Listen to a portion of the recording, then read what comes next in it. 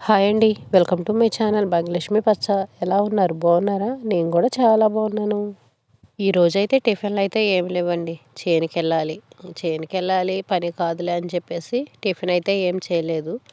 ఇంకా అన్నం అయితే వండుతున్నాను. ఒక పొయ్యి మీద అయితే బియ్యం కడిగి పెట్టేశాను. ఇంకా ఇదిగోండి సొరకాయ టమాటా కూర అయితే చేస్తున్నాను. పిల్లలు ఈ కూర తినరు కదా, అందుకని టమాటా పప్పు అయితే వండుతున్నాను. టిఫిన్ చేయని రోజు వాళ్ళకి ఇష్టమైన కూర చేసామనుకోండి, ఇంకా ఏ వంకలు పెట్టకుండా తింటారు.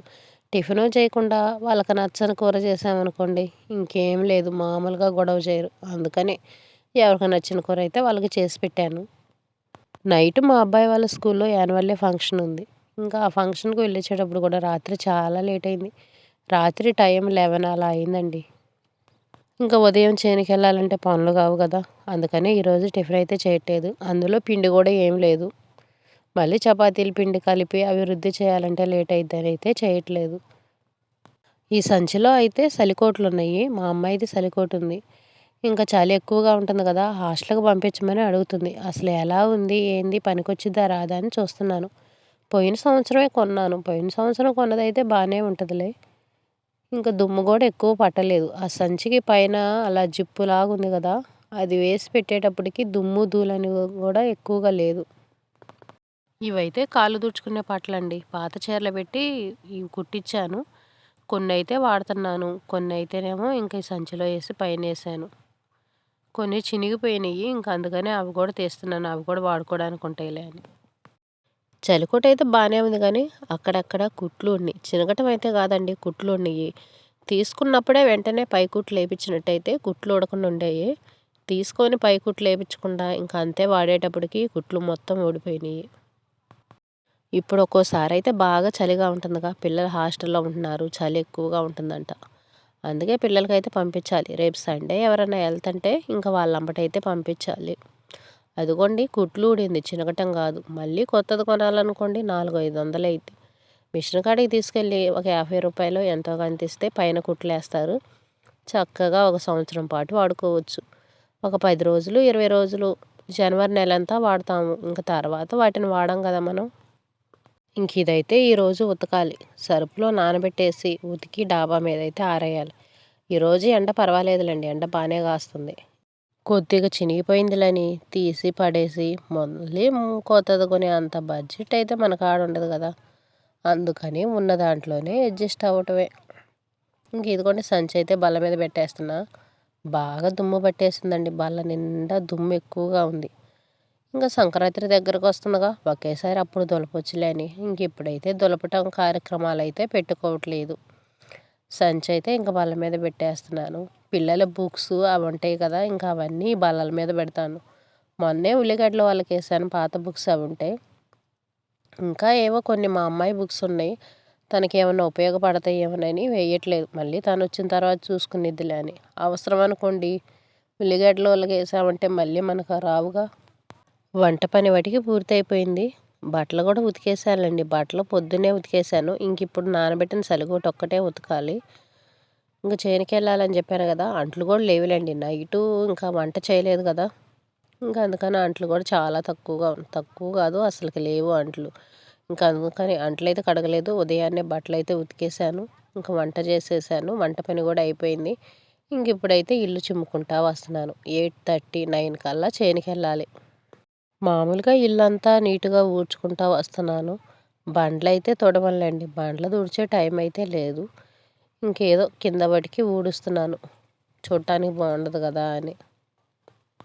ఉదయాన్నే 8:30, 9 కల్లా ఇంట్లో పనులన్నీ మనం పర్ఫెక్ట్గా చేసుకొని వెళ్ళాలంటే కనీసం మనం 5కి 4:30కి అలా నిద్రలేస్తే తప్పనిచ్చి, లేకపోతే మనం పనులు అనేవి పర్ఫెక్ట్గా చేసుకోలేమండి.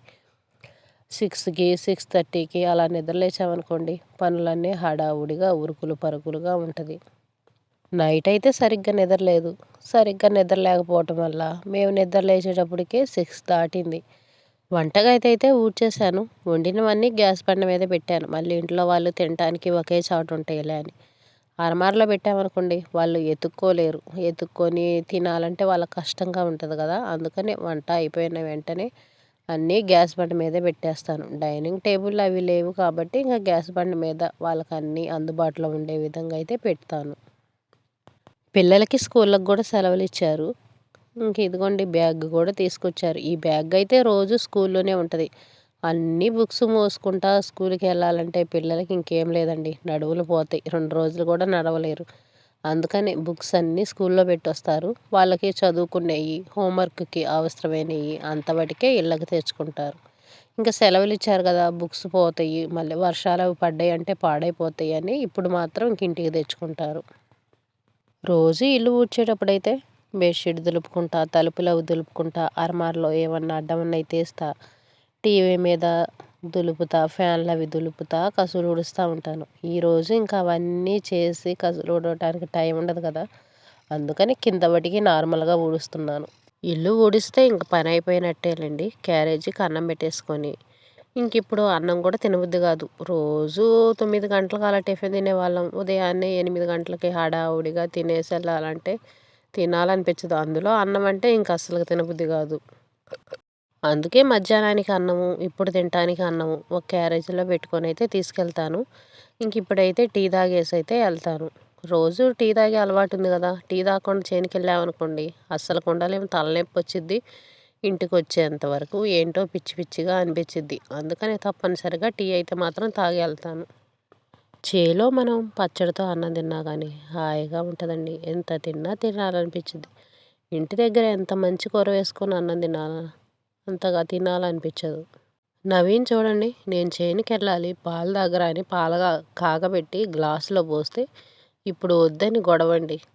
ఆరిపోతాయి తాగురా అని బతిమలాడితే ఇంక ఇదిగోండి ఇప్పుడు వచ్చి గ్లాస్ తీసుకొని నాకు బ్రూ జాలేదు, పంచదార జాలేదని గొడవ చేస్తున్నాడు. ఇంకా ఇంట్లో పనంతా అయిన తర్వాత నేనైతే చేనుకెళ్ళాను. చేనుకెళ్ళానని చెప్పి ఏంటి డ్యాన్స్ ప్రోగ్రాంలు చూపిస్తుంది అనుకుంటున్నారా? నిన్న మా అబ్బాయి వాళ్ళ స్కూల్లో యాన్యువల్ డే ఫంక్షన్ జరిగిందని చెప్పాను కదండి. ఆ ఫంక్షన్కి సంబంధించిన ప్రోగ్రామే ఇది. పిల్లలు చూడండి ఎంత బాగా డ్యాన్స్లు వేస్తున్నారు. చిన్న ఏజ్ పిల్లల దగ్గర నుంచి పెద్ద ఏజ్ పిల్లల వరకు అందరూ ఒక్కొక్కళ్ళు ఒక్కొక్క పాటకి ఒక్కొక్క ప్రోగ్రామ్గా డ్యాన్స్ వేశారు. చాలా బాగుందండి, చాలా చక్కగా డ్యాన్సులు వేశారు. ఎక్కువ సినిమా పాటలు అయితే కాదు, వేరే సపరేట్ పాటలు ఏవేవో ఎత్తుక్కొని వేశారు. ఒక్కొక్క రాష్ట్రానికి సంబంధించి కూడా వేశారండి. ఈ పాటలో అయితే నవీన్ కూడా ఉంటాడు. ఇదే లాస్ట్ ప్రోగ్రాము. మొత్తం అయిపోయిన తర్వాతే నవీన్ వాళ్ళ ప్రోగ్రాం అయితే ఉంది. నవీన్ అయితే లాస్ట్లో వెనక బ్యాచ్లో ఉన్నాడు. ఇదే ఫస్ట్ టైం వాడు ఇలా ప్రోగ్రాంలో ఉంటాం. అది డ్యాన్స్లో ఉంటామని అడిగితే వద్దులే అని చెప్పాము. ఇంకా లాస్ట్లో టీచర్ ఉండమందంట. అందుకని ఒక స్కిట్ చిన్నది వాళ్ళది, పెద్ద డ్యాన్స్ అయితే ఏం కాదు, లాస్ట్లో వచ్చే ప్రోగ్రాం వీళ్ళది. చిన్నపిల్లలు కూడా చాలా చక్కగా డ్యాన్సులు వేశారండి. సెకండ్ క్లాస్, థర్డ్ క్లాస్ నుంచి 10th క్లాస్ వరకు ఆడపిల్లలు, మగపిల్లలు అందరూ చాలా చక్కగా డ్యాన్సులు వేశారు. ఇలాంటి ప్రోగ్రామ్కి వెళ్ళటం ఇదే ఫస్ట్ టైం నేను. మా అమ్మాయి ఉన్నప్పుడు కూడా చాలాసార్లు ఇలా సంవత్సరానికి ఒకసారి జరుగుతూనే ఉంటాయి, కానీ ఎప్పుడు వెళ్ళలేదు. ఇదే ఫస్ట్ టైం. నవీన్ స్కిట్లో ఉన్నాడనేటప్పటికి చూద్దామని వెళ్ళాను. కానీ ప్రోగ్రామ్స్ మాత్రం చాలా బాగున్నాయి. ప్రతి సంవత్సరం వెళ్ళి ఇలా చూడటం మంచిది. పిల్లల్ని కూడా ఇలాంటి వాటిల్లో కూడా మనం ఎంకరేజ్ చేయాలి. ఓన్లీ చదివే కాకుండా ఇలాంటి వాటికి కూడా మనం ఎంకరేజ్ చేస్తూ ఉండాలి. డబ్బులు వేస్ట్ ఎందుకులే, పిల్లలకి చదువు వస్తే చాలే అని మనమైతే ఎక్కువ పట్టించుకోము. మేమైతే అంతేనండి, ఇలాంటివి అయితే ఎక్కువ ఎంకరేజ్ చేయము. చదువు ఒక్కటే కాదండి, పిల్లలకి జనరల్ నాలెడ్జ్ అనేది ఎక్కువగా ఉండాలంటే ఇలాంటి ప్రోగ్రామ్స్లో కూడా పార్టిసిపేట్ చేస్తూ ఉండాలి. ఇలాంటివి చేస్తూ ఉంటుంటేనే పిల్లలకి నాలెడ్జ్ అనేది పెరిగిద్ది. ఓన్లీ చదువు ద్వారాగానే పిల్లలకి నాలెడ్జ్ అనేది రాదండి. ఇలాంటి ప్రోగ్రామ్స్లో కూడా మనం పార్టిసిపేట్ చేపిస్తూ ఉండాలి. రావు గోపాలరావు గారి డైలాగ్ ఉంటుంది చూడండి, మనిషే పుట్టాక కూసంత కళాపోషణ ఉండాలి అని. అలాగనే మనిషి అన్నాక ఇలాంటి కళలు కూడా ఉండాలి. ఓన్లీ చదువులు, పనులు చేసుకునే వాళ్ళు ఓన్లీ పనులు, ఇంకా వాటి మీదే కాకుండా అప్పుడప్పుడు ఇలాంటివి కూడా ఉండాలి. పెద్దలకైనా పిల్లలకైనా ఎవరికైనా సరే ఇలాంటి వాటి మీద కొంచెం ఇంట్రెస్ట్ అనేది ఉండాలి. అప్పుడే మనకి లైఫ్ అనేది బోర్ కొట్టకుండా ఇంట్రెస్ట్గా అనిపించిద్ది. నవీన్ చూడండి వెనక లైన్లో ఉన్నాడు. సరిగ్గా డ్యాన్స్ వేయటం రావట్లేదో ఏమో పాపం, వాడిని అయితే వెనక పెట్టేశారు. ఫంక్షన్కి వెళ్ళిన తర్వాత అప్పుడప్పుడు ఇలాంటి పంచలు కావాలంటే అప్పుడే షాప్కి వెళ్ళి కొనుక్కొచ్చాము.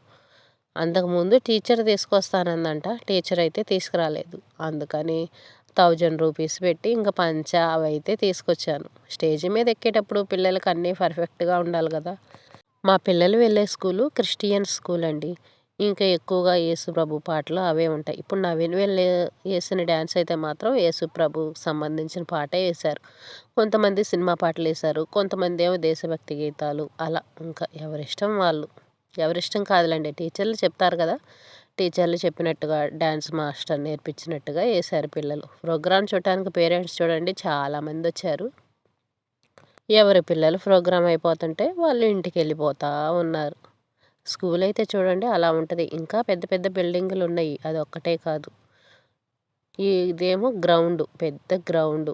ఇంక ఈ గ్రౌండ్లో స్టేజీ గట్టయితే ప్రోగ్రాం అయితే జరుగుతుంది. ఎవరి పిల్లలు ప్రోగ్రామ్స్ వచ్చినప్పుడు వాళ్ళు చక్కగా వీడియోలు అవి తీసుకుంటూ ఉండారు. వాళ్ళ ప్రోగ్రాంలు అయిపోగానే వెళ్ళిపోతూ ఉన్నారు. భోజనాలు అవి అయితే లేవు. భోజనాలు అవి పెట్టడం అయితే లాస్ట్ వరకు అందరూ ఉండేవాళ్ళు. ఇంకా భోజనాలు పని లేదు కాబట్టి ఎవరి పిల్లలు ప్రోగ్రాం అయిపోగానే వాళ్ళైతే ఇంటికి వెళ్ళిపోతూ ఉన్నారు. లైట్ ఫోకసింగ్ అది ఎక్కువగా ఉండటం వల్ల వీడియో తీయటానికి అంత క్లారిటీగా అయితే రాలేదు. స్టేజీ అయితే కూడా సరిగ్గా కనిపించలేదండి. కొన్ని వీడియోలు తర్వాత డార్క్లో పెట్టి తీశాను. అందువల్ల కొన్ని వీడియోలు పిల్లల డ్యాన్స్ ప్రోగ్రామ్స్ అవైతే కొంచెం పర్వాలేదు, బాగానే కనిపించినాయి. ఇదిగోండి ఈ ప్రోగ్రామ్స్ ఇవైతే బాగానే కనిపిస్తున్నాయి. ఆడపిల్లలు చూడండి చీరలు కట్టుకొని ఎంత చక్కగా డ్యాన్స్ చేస్తున్నారో. ప్రోగ్రామ్స్ అవైతే బాగానే జరిగినాయి. కాకపోతే భోజనాలు కానీ పిల్లలకి టిఫిన్లు కానీ ఏమీ పెట్టలేదు.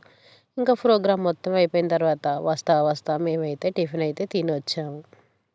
ఇదేనండి ఈరోజు వీడియో. వీడియో నచ్చితే లైక్ చేయండి, షేర్ చేయండి, సబ్స్క్రైబ్ చేసుకొని వీడియో ఎలా ఉందనేది కామెంట్ పెట్టండి.